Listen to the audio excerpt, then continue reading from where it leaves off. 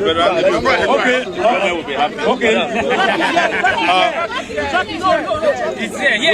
deal with that later. We'll do that one later. Listen. One house. Fellow Nigerians, we are gathered here not as politicians. We are gathered here as citizens who are concerned about what is going on in the country. What we are discussing is not politics. We are discussing citizenship. Yes, sir. What the National Assembly is seeing today, with all of us in front of them, is what they ought to be seeing every day. There is no parliament you go in the world where the citizens are not found in the gallery and around the parliament making one case or the other. So this is not a protest. This is participation in democracy. And many more Nigerians should make this a daily activity. Whether you are concerned about water, air quality, education, whatever is the subject matter that concerns you for that day, you have a right to come here and remind our constitutional representatives that they have zero power except the power they are exercising on our behalf. Yes, that's number one. Yeah. Number two, what we need to understand is that we have a history of people rigging elections. But what the present administration is doing, and the National Assembly is enabling them to do, is that they are not content to rig elections. They want to rig the rules of the election. They want to make election rigging part of the law. So what we are fighting for is not just one clause in one bill. We are fighting for the principle of freedom. What the Tinubu administration is doing to us, and Adebayo is leading the National Assembly to do, is that they want to reverse our independence. That independence we labored, our forefathers obtained from the British. They want to become black-skinned imperialists. And how are they doing it? They have no skill in governance. They've shown that already. But they don't want to live the same. And they want to make election to be an empty ritual where the citizen knows that I am just coming there like a prop in a movie. I don't count. The script is already written. And that is why President Tinubu said when he was coming, the power is not begged for. You don't beg the people for power. You go and grab it like a pickpocket, like an armed robber. You grab it, you snatch it, and you run with it. And the citizen of Nigeria, in his mind, will do nothing.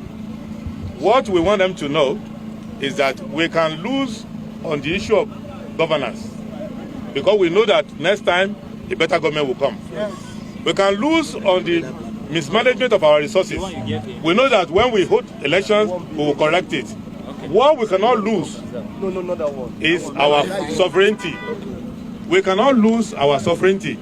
We cannot be a people who are not free in our land. So this movement for credible election is not a political movement. And don't assume, because Nigerians have a Messiah problem, don't assume that there will be Obiese Gozele coming to fight for you tomorrow. There will be Israel Buba fighting for you tomorrow. This is not how you are going to be free. How we are going to be free is that as we are doing it here, you do it in every part of your community. Yes, sir. If you lead a church, you make it a sermon. Yes. If you lead a mosque, you make it a sermon. Wherever you are, if you are a leader of a community, because there are three principles implicated in what we are discussing. Our government is saying, through our law, that we are dishonest people, that we cannot do anything fairly. And we have been doing that to our people for a long time. A student who goes to write an exam, entrance examination, is not sure that what he does in the exam will determine the outcome. A person who goes to work doesn't believe that what he does at work will determine his remuneration or promotion. Everything we do in our society, our leadership, have made dishonesty a national character. And Nigerians, we are not dishonest. It is a dishonest leadership that we have.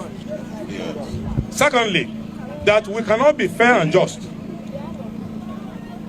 Already, the government has taken over all the resources of the country. They've appropriated all the wealth of the country to themselves.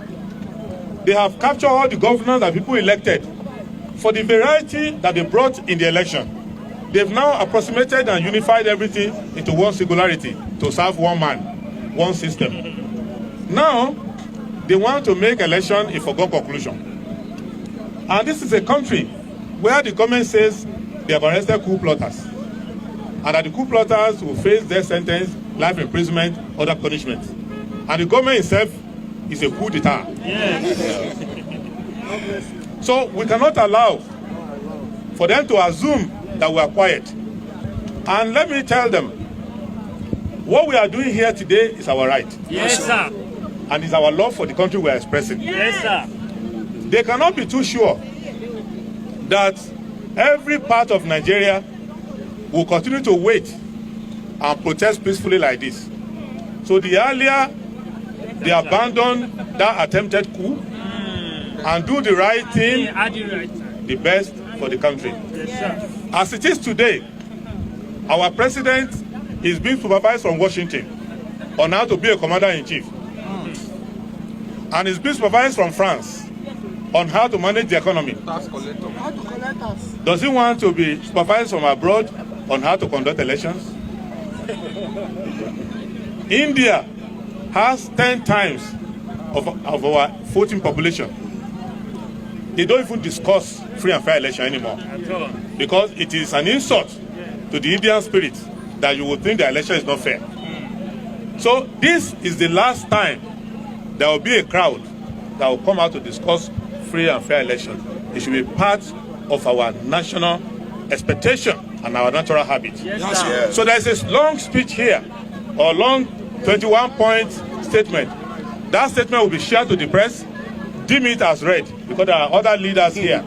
But the conclusion I will make is that what we are also doing here is a spiritual exercise. Yes, sir. Because you can lie to yourself, you cannot lie to your God. Yes. Yes. So you cannot say, I pledge to Nigeria, my country, to be faithful, loyal, and honest, to serve Nigeria with all my strength, to defend our unity, uphold our honor and glory, so help me God. Why are you asking God to help you if you are not honest? Why do we start National Assembly with a prayer? House will start with a prayer and end with a prayer. Senate will start with a prayer, end with a prayer. Federal Executive Council will start with a prayer, end with a prayer. But in between, everything is a lie. We cannot be like that. So I plead with the government, they should realize that they are ordinary people like us, and that the government seat is a barber's chair. You sit there, they barb your hair, another person sits there, they barb his hair. It does not belong to anybody. Therefore, they should not set the country on fire. They should not assume that after a few days, we are going to get tired. It's not going to happen. It's just beginning. Secondly, they should not assume that they will remain there if elections are not held. An election will not be held under a law that is already a burglary of the vote.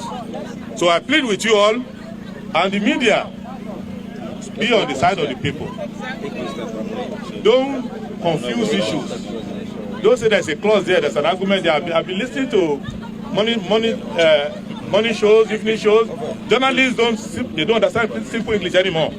Even though someone have PhD in English, they have PS in communication, they are confusing things. It is not everything that is money, that is commerce, advertising. No. You need to have a country.